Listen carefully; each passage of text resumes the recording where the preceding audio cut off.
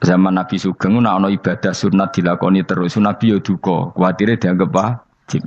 Tapi nek ora dilakoni blas Nabi yo duka, wong sunat ora tau dilakoni. Jadi sudah alhamdulillah sekarang ana sing ngritik, ana sing setuju biar seimbang no.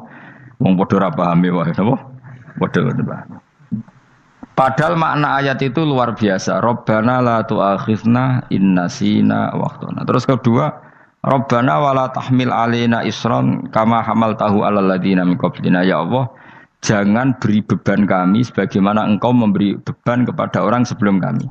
Dulu itu kalau ada orang yang salah, itu harus dibunuh oleh orang yang tidak salah. Liyaqtulal bari'u minkum al mujrima. Supaya yang tidak salah membunuh yang salah. Sehingga ketika umatnya Nabi Musa menyembah anak sapi, ijel itu, apa kata Allah? Fatubu ila bari'ikum faqtulu anfusakum. Kamu syaratnya tobat harus saling membunuh, yaitu orang yang terbebas dari dosa itu membunuh yang tidak dosa. Masyhur itu. Terus Allah mengirimkan mendung yang pekat, terus gelap. Ketika gelap itu yang al-bari, yang enggak dosa, mengeksekusi yang dosa. Sekarang kan enggak, paling takam KPK. Berarti penjara mulai juga sisa korupsi jake. Jadi penak lah pokoknya zaman akhir itu penak. Pemenang saya KPK ini mulai disoal, jadi aman lah. Sebuah sing bener di. Aja nih ya sing bener ya pangeran. Misalnya rasa KPK lah nak takwa ya rasa korupsi. Kalau KPK dilemahkan nanti yang korupsi marah. Lah masih orang KPK lah nak di pangeran kan ya aman karena korupsi. Kowe aneh-aneh wae. Kowe wong mukmin kok bakas ngono. Kowe sementing iku nak kowe wedi pangeran kan ora usah polisi, ora usah KPK, wis tetep ora usah dosa wong wedine mbek pangeran. Nah, kecuali ora usah pangeran ateis, lha iku masalah. Ya, tapi kan omongan ini gak populer, padahal bener. Nah, aneh. Jadi karepmu ngene, terbebas korupsi nek ana KPK, urip makmur nek ana menteri kemakmuran. Pokoke kabeh kowe mbok gantungno pejabat negara. Mulane tau hitemu jeblok, sak jeblok-jebloke. Misalnya rasa sejahtera, saya menteri sosial harusnya gini-gini. Ngono korupsi salah KPK. Ngono ono ora keamanan salah polisi. Senengane nyalahno wong. Gue sekali-kali nganggo tauhid. Nek ono adab iku mergo dosa yang sudah kelewat. Ya tapi kan gak mungkin ngomong bernegara gitu. Tapi atas nama iman bahasa kita seperti itu. Kalau atas nama bernegara emang kita butuh polisi, butuh tentara, butuh KPK. Tapi atas nama iman ya tadi kalau kita diberi sanksi Allah itu rata-rata dari bima qaddamat yadaka itu pasti ada salah yang pernah Anda lakukan. Ya, tapi sudahlah ini zaman sudah seperti ini. Sanut umumnya wong akeh. Kalau terang malih masalah hisab ya. Hasibu anfusakum qabla an tuhasabu. Kamu menghisaplah diri kamu sebelum kamu dihisab. Misalnya saya sebagai ulama, tentu hisab terberat saya itu kitmanul ilmi, menyembunyikan apa? Ilmu. Karena ilmu kalau disembunyikan tuh bahaya sekali. Bayangkan di alam fisik. Misalnya ada orang berkebutuhan pada kemaksiatan, terus di situ ditulis bar, karaoke misalnya. Orang bisa ke sana karena ada tulisannya, ada WA-nya, ada alamatnya. Kemudian ketika Anda bisa Fathul Qorib, tidak ada tulisannya. Harusnya Anda juga nulis ahli Fathul Qorib, ahli Fathul Mu'in, nah, atau ahli Jaljalut, tulis saja. Ahli Primbon. Enggak apa-apa, tulis saja. Penerus Ronggo Warsito, tulis saja. Zaman gendeng, nara melok gendeng, rakeduman, tulis saja. Tapi barokahnya tulisan itu kan orang bisa tahu. Makanya kenapa banyak orang sufi yang sudah menyembunyikan diri warnanya nakal-nakal. Karena dia disalahkan Allah, karena menyembunyikan ilmu. Saya itu orang yang senang tertutup, kecuali masalah ilmu. Saya mau mengajar terbuka seperti ini. Karena tadi, awal dari dikenalinya kemakrufan adalah dimaklumatkan. Awal dari dikenalinya keburukan juga karena dimaklumatkan. Betapa celakanya kalau kemungkaran dimaklumatkan sementara kebenaran tidak dimaklumatkan. Makanya Mbah Mun itu sampai berfatwa, Mbah Mun guru saya itu. Nak ono masjid ra ono menarane Mbah Mun duka. Masjid kok ora ono menarane, wajib ono. Dulu saya iskal kenapa menara jadi wajib. Tapi setelah saya tambah angan-angan, secara fikih jelas tidak wajib. Tapi coba bayangkan, misalnya ada bar lampunya tinggi, orang dari jauh tahu itu bar. Sehingga kalau mau maksiat misalnya ingin ke sana. Sekarang misalnya masjid gak ada menara, ada orang ingin sholat, ono masjid tahu orang. Tapi baru kayak ada menaranya kan? Tahu. Intinya semua kebaikan itu harus dimanarohkan. Makanya manaroh itu dari kata nur, dimenarakan, dari kata nur, dari kata dicahayakan, dimaklumatkan. Sehingga mulai dulu lama itu meskipun humul itu menyembunyikan diri. Tapi kalau masalah ilmu mereka membuka diri. Lo coba kalau misalnya ngaji seperti saya ini, saya tidak terang-terangan jadi orang alim. Sebetulnya nggak baik. Kalau kamu ujub, sombong, aku orang alim itu tidak baik. Tapi kalau kita kan tidak karena ujub tadi, harus memaklumatkan. Coba berapa bapak-bapak yang tertolong nyari bidan ketika istrinya hamil. Gara-gara tulisan kadang yang nolong itu. Bidan. Ya kan? Dokter gigi. Atau kalau enggak dokter, ya ahli gigi. Ahli gigi itu yang dipasang tanpa medis itu. Tidak kamu menjadi tahu karena apa coba? Tulisan kan. Tapi kenapa kebaikan tidak seperti itu? Harusnya sampean itu tulis saja. Misalnya sampean enggak alim saja, maklar orang alim. Siap menyalurkan ke tempat-tempat orang alim. Coba TKI tenaga kerja itu. Mereka tahu Korea, Hongkong karena bisa penyalur tenaga kerja. Tulis saja rumah kamu penyalur ke orang alim. Nanti antar kembeduan. Kalau ada orang tanya, maksudnya gimana? Kalau butuh orang alim, tak antarkan. Oh ya sudah, itu kalau se-Indonesia, itu luar biasa. Jadi yang ngajinya dulu Fathul Qorib sampai bab sholat itu saja. Ahli Fathul Qorib sampai bab sholat. Tulis saja dalam kurung pemahaman pas-pasan. Enggak apa-apa. Lo coba dokter itu kan fair. Kalau ilmunya pas-pasan tulis dokter umum. Kalau dia merasa pinter dokter spesialis. Dan itu menjadi orang tahu. Tulis saya kan ke ahli saraf. Nah. Loh buatan guyon itu betul. Makanya saya ini termasuk orang yang menyembunyikan diri. Tapi kalau bab ilmu enggak. Sehingga nyun saya tidak sombong banyak gus-gus alim yang ngaji saya Jamul Jame, ngaji Mahali. Padahal itu kitab tersulit di pondok. Tapi gara-gara saya sering cerita, saya pernah ngaji Jamul Jame sama Mbah Mun. Saya pernah mentakriri kitab ini.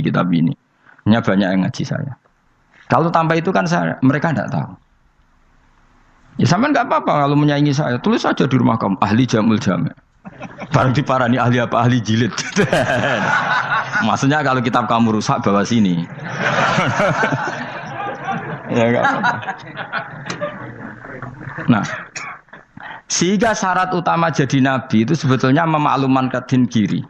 Ya saya ulang lagi. Pertama nabi jadi nabi syaratnya apa? Memaklumatkan diri. Sehingga pertama beliau jadi nabi naik gunung Sofa, kemudian ya maksara Quraisyin halummu ilayya, wahai orang Quraisy ke sini.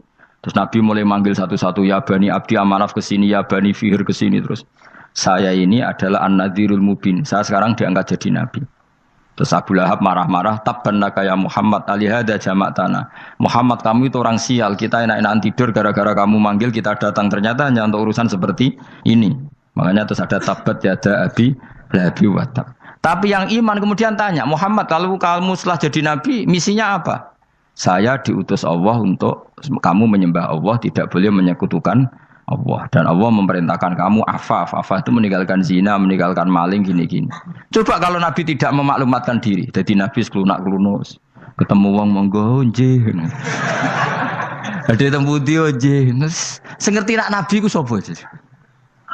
Sehingga orang-orang yang humul, yang menyembunyikan diri itu di bab ulama masalah besar itu. Karena ciri utama dosa adalah kitmanul ilm. Makanya Nabi sidik amanat tabligh fatona. Tabligh itu lawan katanya apa? Kitman. Makanya saya ngaji di mana-mana. Saya di Jakarta ngaji, di sini ngaji, di Pasuruan ngaji. Harus dimaklumatkan ilmu. Dan kalau ada orang tanya ya tak jawab. Saya itu kitab yang paling aneh di pesantren. Misalnya yang mulai aneh lah. Gak Jamul Jame. Saya sampai sekarang masih ngajar Jamul Jame. Kitab yang aneh. Macane lagi roh judulnya pusing. Jamul Jawame, kumpulane pira-pira kumpulan. Dadi ilmu apa ae ana ning kono. Sing gak ana ilmu dukun, mboten enten. Ilmu carane bodoni ya ora ana. Ning kono mok carane mlebu swarga tok. Mane potensi kula mlebu swarga itu tinggi sekali. Cara sing model piye duwe. Dadi mun. Dadi cara sing model piye duwe. Dadi cukup banyak napa? Cara. Sampe nek cara sitok orang mesti, kalau nu gak ada cara kata. Jadi nak dari cara iki mentok, ganti cara iki mentok. Ya terakhir paling gampang itu cara nganggo fadole pangeran. Iku kena mbok tiru. Pokoke mbok swarga nganggo fadole pengiran. Masalah utama kita sebetulnya itu, makanya saya tidak pati cocok sama orang sufi itu. Kebenaran itu harus dimaklumatkan. Sementara orang sufi itu ingin menyembunyikan diri. Itu kalau untuk yang alim itu tidak bagus. Wong kita saja tahu itu dokter atau bidan karena tulisan. Ini bidan, ini dokter. Dan mereka jujur, dokter umum, dokter spesialis. Loh, coba misalnya di kota, kamu tulis saja penyalur kebaikan. Orang yang ingin mondok, pondok pilihannya ada, Sarang ada, Pelosok, Lirboyo. Kalau saya ke sana gimana? Saya kenal Gusnya. Tak anter. Wan keren, juga ada penyalur. Kalau orang bisa tersalurkan ke Korea, ke Korut, ke Jepang karena tulisan, kenapa tidak banyak orang tersalur kebaikan karena tulisan? Enggak orang mau kelunak orang jelas. Meskipun nanti ditawari orang, mesti dulu sih ahli takrib, mesti wong guyu. Ahli Fathul Qorib sampai bab sholat. Tulis saja jujur. Maaf, tapi hanya sampai bab sholat. Tulis saja. Ada maafnya barang, maaf. Tapi sampai bab sholat. Enggak apa-apa. Paling untuk wong sowan. Larian mau doa jenengan 2 tahun. Tapi ini pondoknya mau 3 bulan. Mulai ngajine dok bab sholat. Enggak apa-apa. Loh itu dulu memang begitu. Rasulullah zaman Sugeng itu kalau ngajari santrinya itu balighu anni walau ayah, maklumatkan ke kampung kamu meskipun 1 ayat. Banyak sahabat kalau ditanya ya tidak bisa karena ngajinya tidak hatam. Tapi ya terus gak bohong, kok tak soano Abu Bakar, tak soano Umar, ditanyakan yang lebih pintar. Saking tidak pahamnya sahabat itu lucu ketika ada ayat waqulu wasrabu hatta yatabayyana lakumul khaytul abyadu minal khaytil aswad. Itu kalau mau tidur ya benar-benar bawa benang putih sama benang hitam ditulis dipasang di pintunya. Jadi kalau makan diinceng lagi, kok masih belum kelihatan, wah masih boleh makan. Gitu. Terus begitu. Kalau sudah mulai syuruk, mulai padang, wah berarti sudah imsak. Jadi karena makanlah dan minumlah sampai benang hitam terbedakan dari benang putih. Artinya kalau malam kan dulu kan nggak ada listrik, nggak ada lampu, berarti kalau benar-benar masih malam nggak terlihat, berarti masih boleh makan. Nanti terus dilihat gitu. Terus, ya sudah wakafnya di situ. Hatta yatabayyana lakumul khaytul abyadu minal khaytil aswad. Wakaf dulu. Terus akhirnya Kanjeng Nabi itu piye kok umatku dadi masangi benang ini. Akhirnya Jibril teko. Ini makanya unik dalam ulumul Quran. Satu-satunya ayat yang diturunkan hanya 1 kata itu ya ayat itu tok. Terus Jibril datang, Muhammad ayatnya ku kurang sitok. Minal fajr. Terus ditambahi minal fajr. Jadi minal fajr itu unik.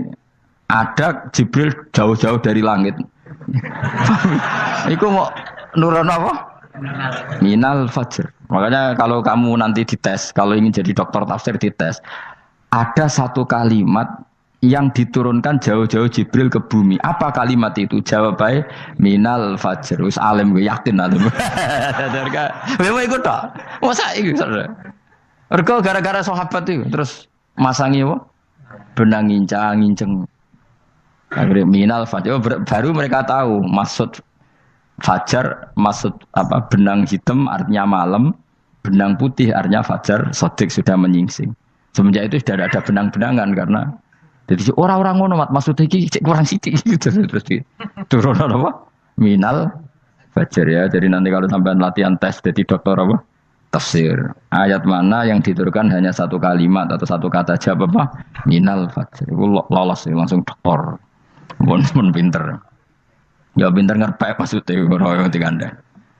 Lah nanti hubungan kita dengan Allah ya seperti itu. Sejauh mana kita memaklumatkan Allah, sejauh mana kita mengkampanyakan Allah. Saya berkali-kali bilang, saya kemarin kan di Korea, itu sebetulnya saya yakin hanya doa saya. Saya sering berdoa, ya Allah, Engkau dipuji di langit dan di bumi. Lalu kalau di bumi ateis, itu caranya kayak apa? Dulu saya itu terobati karena Uni Soviet setelah persemakmuran banyak menjadi negara apa? Islam. Berarti itu bukti bahwa Allah pun dipuji di bumi Uni Soviet. Lalu yang kayak Korea kayak apa? Ternyata betul Koreanya tetap ateis, tapi gara-gara diserbu wong Indonesia. 49.000 wong Indonesia ning Korea Selatan. Iku mbok gawe sing salat separo, iku jek pira?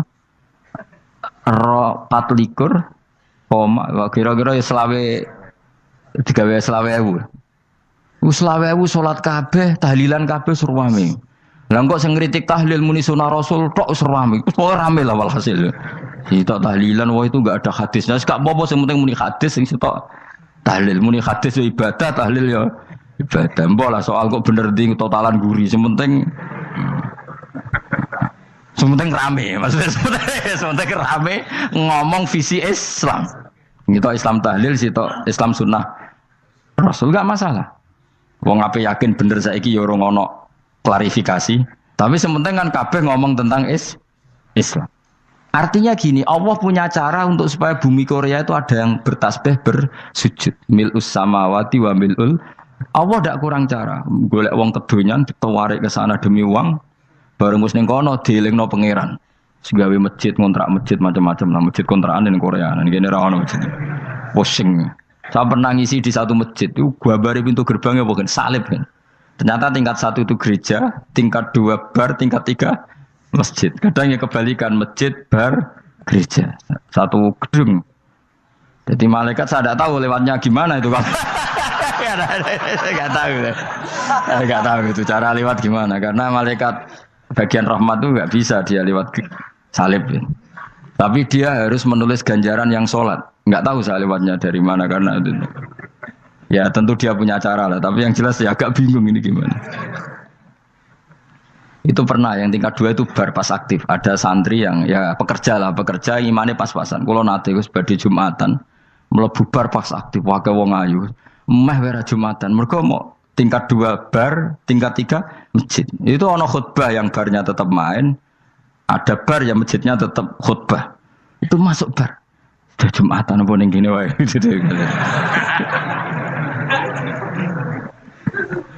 Akhirnya ya di situ beberapa menit terus ada komat Jumatan. Aduh. Dosa ta Gus ini. Ya aku muni. Ya sekelem Jumatan wae apik. Wong seperti dilakoni kok takok dosa ta Gus. Oh raimu kadung lakoni kok takok.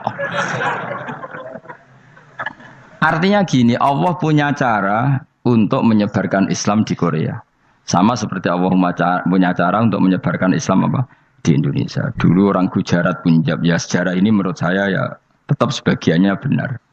Meskipun tidak seluruhnya benarnya sejarah Islam masuk Indonesia rata-rata orang kan menulis pedagang Gujarat, India ke Indonesia dagang karena mereka mukmin akhirnya juga menyebarkan apa? Islam. Itu jelas nyata. Meskipun tidak semuanya seperti itu karena ada yang dibawa Yusuf Baros itu yang muridnya Sayyidina Ali itu. Terus juga ada yang dibawa beberapa habaib dari Yaman langsung ke Indonesia kayak yang di daerah Tuban itu kan langsung Habib dari Samarkand langsung ke mana? Tuban. Makanya saya bilang sejarah itu semuanya benar karena memang variasi masuknya Islam di Indonesia itu banyak. Jadi itu enggak masalah. Sampean niru sing kedunyan mawon sing luwih gampang napa? Lho nggih to, kayak Jakarta itu kan kota kayak gitu, baru kayak wong kedonyan orang ke Jakarta semua. Gara-gara tahu mondok pedutan tadi ahli Fathul Qorib tadi yang sampai bab salat terus bikin masjid. Iku coba takoki faraid terang ora iso.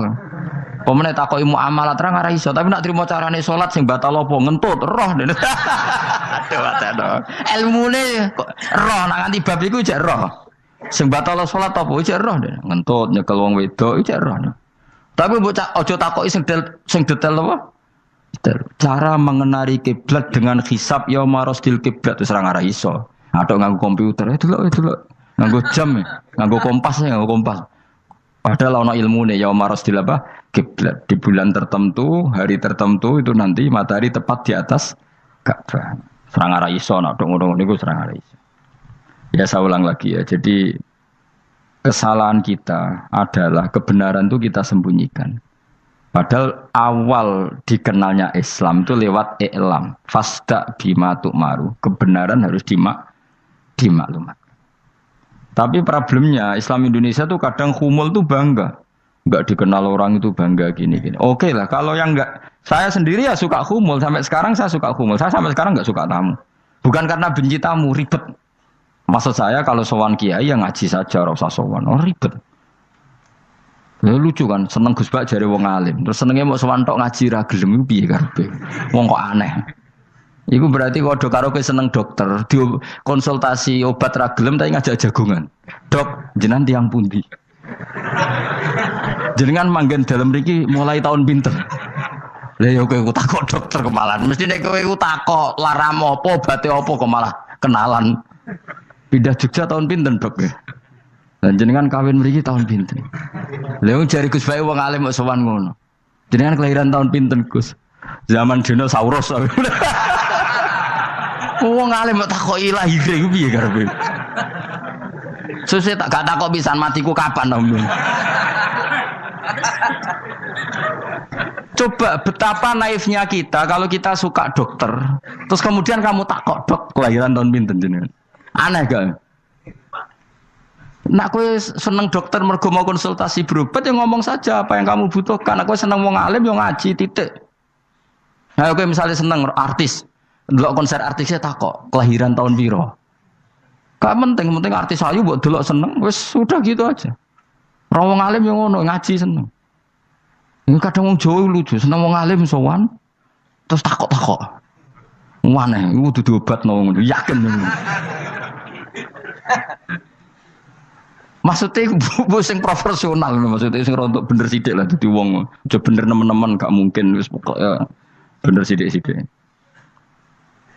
Makanya kemarin ngaji apa Nasoihul Ibad kan gitu. Mujalah satu ulama artinya apa? Fi majlisil ilm ketika ngaji. Ora kok mujalah satu ulama utawa sowan matekno wong ngene iki. Kulo termasuk kiai yang kampanye ini. Kulo termasuk kiai terkenal tapi sing tamu kulo rapati kathah. Kuwi jaga masyaallah tenan wis. Muga-muga rodok tobat sithik-sithik lah maksudnya. Maksudnya ya sudah lah. Ya tadi hubungan wong alim ya sudah ngaji. Kalau hubungan sama dokter ya tanya konsultasi apa? Medis. Kan lebih enak. Hubungan mbek dukun wis takok wis mbah niki menyangking pundi. Kok jenengan dermemel nglafadzno apa sing kalimate sing jelas kena apa nak dermemel mandi nak jelas kok ora mandi ku piye takono aku yo guru pun mbek dukun wong kalimate ra jelas kok mandi nak jelas gak mandi mergo nak jelas kita bodoh nine ayo guru mantra iku mesti gak wae rungokno tenanan kalimate terus ra jelas dukun-dukun dulu kok mandi, nak jelas malah mandine tenan ora ya ora. Ya saya ulang lagi ya. Jadi sebab itu di Quran sering ada kata i'lamu, kenalilah, ketahuilah. Jadi awal dari agama ini adalah harus tahu. Maka menyangkut harus tahu ini lalu Allah bikin media. Media itu apa saja. Tapi lalu kita bisa berdebat tentang media, itu yang kita tidak tahu nanti hisabnya di depan Allah Subhanahu wa taala. Saya sampai sekarang itu nggak tahu, nggak pernah bilang halal, nggak pernah bilang haram. Misalnya gini ya buat ini dengerin ya. Di Korea ini sering teman-teman cerita. Ada beberapa majikan yang baik sama umat Islam, yang pekerja Muslim. Itu kalau dipamiti sholat kan, Pak majikan saya mau sholat. Sholat itu apa? Mereka bilang dengan bahasa analogi di Korea, pokoknya sholat itu sembahyang. Ketika sholat itu ditanya sama orang Korea, loh kamu itu sembahyang kok tidak ada patungnya? Karena pengetahuan mereka yang namanya sembahyang itu ada patungnya. Ada yang baik, apa sekalian tak belikin patung?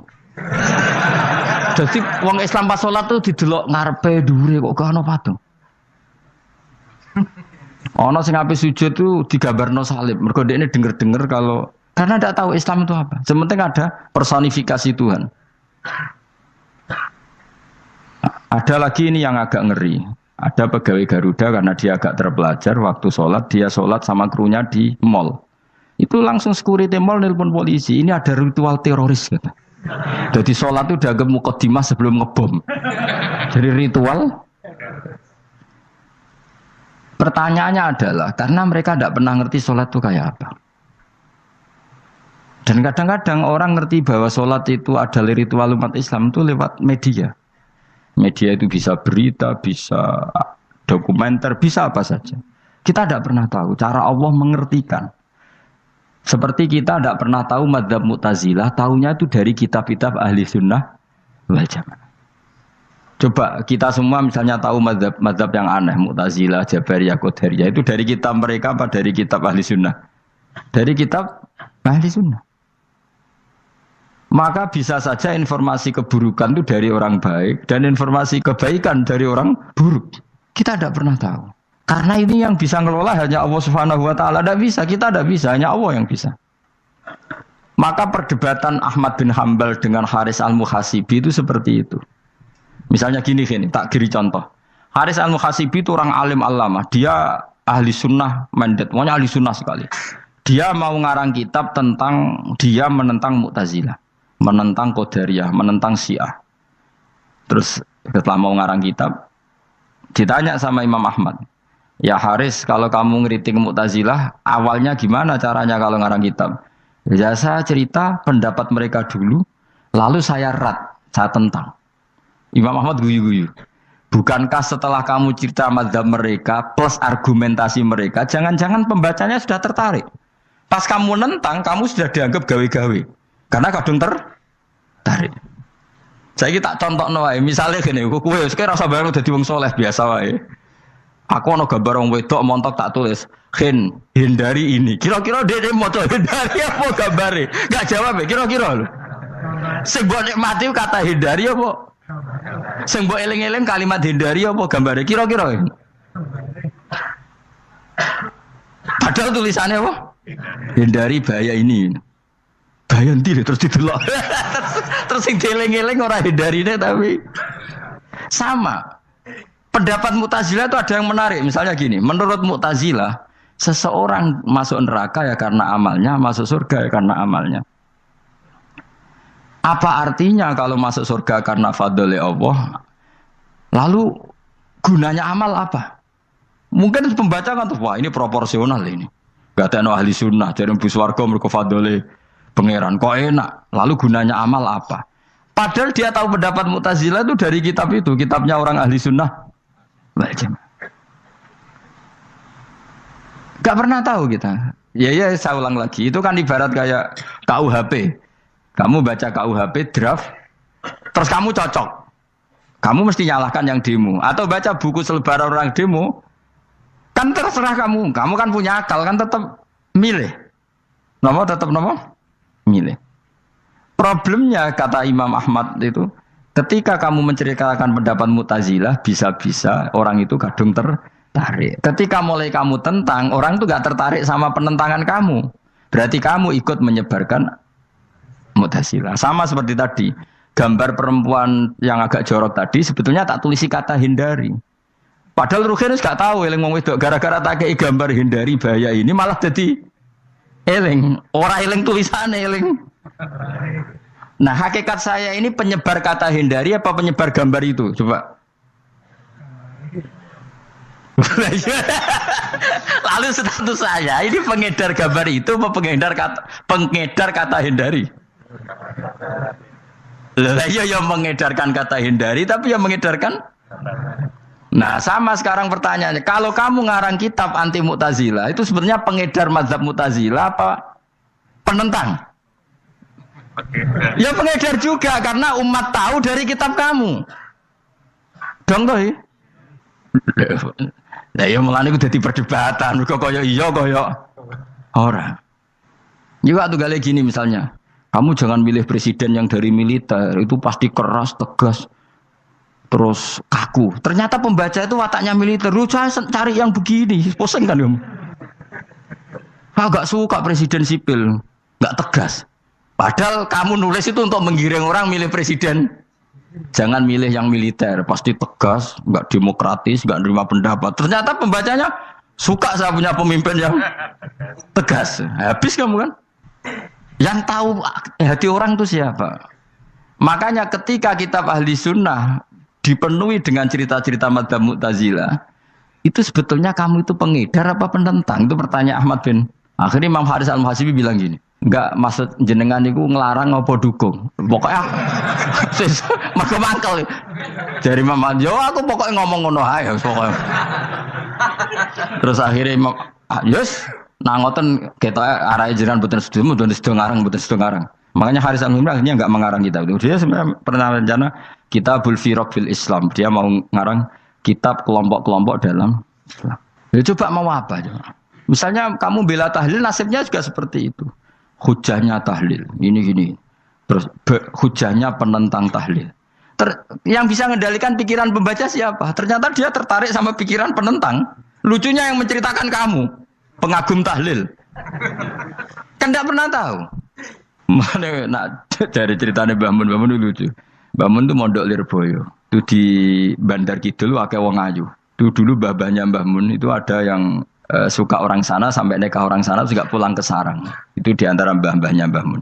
Suka perempuan sana terus nikah sana nggak pernah pulang ke sarang. Lah Mbah Mun tuh lahir dari adiknya, pokoknya dari keluarga dari saudara yang nggak pernah pulang dari Bandar. Diwasiati mun nak mondok ujo geman dolan ning Bandar Kidul. Gak akeh wong ayu. Akhirnya malah penasaran. Justru kalimat itu yang menjadikan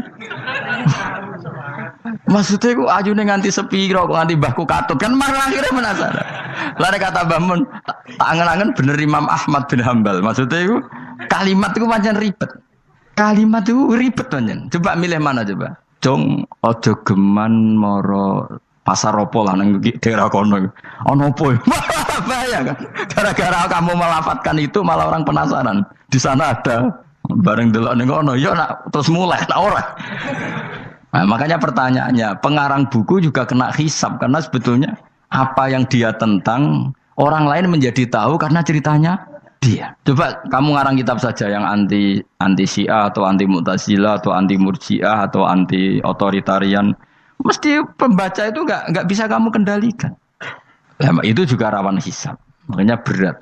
Pokoknya walatus alunna yauma idzin anin naim. Semua itu nanti dimintai tanggung jawab oleh Allah Subhanahu wa Ta'ala. Karena kita tidak pernah tahu. Akhirnya Haris Al-Muhasibi gak ngarang kitab. Imam Ahmad itu tidak punya karangan kecuali riwayat Musnadu Ahmad bin Hambal. Kalau ada 14 juz. Dia tidak punya karangan. Ketika ditanya, saya takut membuat hal baru dalam Islam. Karena karangan itu kan mesti melogikakan hukum. Sementara Allah tuh kadang nggak butuh dijustifikasi seperti itu. Jadi cara kitab usul fikih ini, sama tak bedai. Mungkin nggak Allah menyuruh kamu ngangkat gunung Merapi tanpa alat? Nggak, jawab saja. Latihan pinter. Mungkin nggak Allah menyuruh kamu disuruh ngangkat gunung Merapi? Mungkin nggak? Mungkin apa enggak? Nah, itu ulama usul fikih berdebat. Ada mengatakan tidak mungkin. Karena Allah tidak akan memerintahkan sesuatu yang tidak dimampui mukhatab, yang tidak dimampui manusia. Masuk akal. Kaul kedua mengatakan mungkin, butuhnya Allah itu mau wong muni yo tok nurut. Senajan to gak mungkin. Ayo Hen, Gunung Merapi angkat Hen. Nggih Gusti, siap. Langsung melayu mara. Kuwi Allah wis seneng, wah nurut aja iki. Tapi ya kemungkinan cek goblok ora takok sik. Kita kan tidak pernah tahu, makanya ulama ini debat. Kira-kira nak Hen, Gunung Merapi angkat. Potensinya kan dua, kue langsung melayu apa ngangkat. Potensinya kan, kok goblok kayak ngono rata kok. Bicarane kok. Tapi ya mungkin dilembek pangeran. Cek nurut ya, ora paham-paham lah melayu. Ki milih ndi? Status sing ngene iki nurut apa goblok? Jawab, nurut apa goblok? Ya nurut goblok. Ya aja ngono lah. Kita ndak pernah tahu. Mulane tetap pada akhirnya kita itu wain adri. Kita tidak pernah tahu. Tapi kita tahu bahwa semua ada hikmahnya. Makanya kadang orang alim itu bilang saya alim, kadang bilang saya tidak tahu. Maksudnya kita tahu Allah memerintahkan pasti ada hikmahnya, tapi kita tidak tahu maksudnya apa. Ya sudah seperti ini. Akhirnya dunia ya sudah seperti ini. Ya kadang ngerti, kadang orang ngerti. Ya sudah biasa ya. Kalau kita tak tahu sesuk isih urip to ora. Mungkin jawab ya. Munir roh iku nyatane yo koyo roh. Munir roh yo ora roh nak mati. Lan sudah. Kadang takoki sesuk iku jeng yo ziarah nggih, Mbah. Tapi kadang wa alam, Mbah, insyaallah. Ya karena memang ya enggak pernah tahu. Karena apa ya? Wis ra kena diterangno, Bang. Lan kula niku gak ada kitab-kitab perdebatan ulama, nak gejol-gejolkan ngoten niku. Saya ulang lagi ya, kalau kamu mengarang kitab menentang pendapat Mu'tazilah, itu artinya kamu menceritakan pendapat Mu'tazilah, lalu menyebarkan kesalahan mereka. Pertanyaannya, pembaca pertama kali tahu pendapat Mu'tazilah gara-gara cerita kamu. Itu sama, pembaca tahu gambar perempuan gara-gara edaran kamu. Meskipun kamu menulis hindari, tapi kan menjadi tahu. Kamu berarti penyebar kata hindari apa penyebar gambar? Apa penyebar kata hindari? Itu ibarat kayak gini, ada anak kecil baru umur SMP kamu nak hindari narkoba. Bentuknya kayak ini.